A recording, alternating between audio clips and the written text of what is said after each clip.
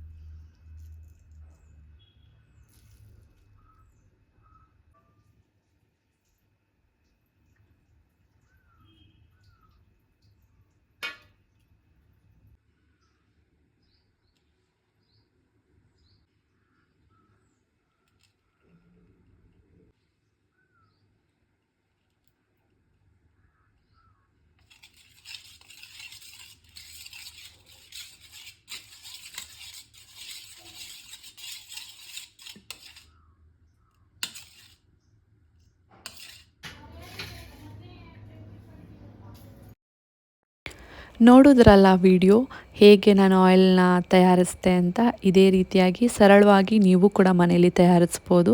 But ಕಂಪನಿಯವರು ಕೂಡ ನಾವೇನು ಯೂಸ್ ಮಾಡ್ತೀವಿ ದಿನನಿತ್ಯ ಅದೇ ಪ್ರಾಡಕ್ಟ್ನ ಯೂಸ್ ಮಾಡಿಕೊಂಡು ಅವರು ಆಯಿಲ್ನ ಅಥವಾ ಪ್ರಾಡಕ್ಟ್ಸ್ನ ತಯಾರಿಸ್ಬೋದು. ಆದರೆ ಅದು ಲಾಂಗ್ ಟೈಮ್ ಬರೋದಕ್ಕೆ ಕೆಲವೊಂದಷ್ಟು ಮಿಶ್ರಣನ ಸೇರಿಸ್ಬೋದೇನೋ ಅಷ್ಟೇ.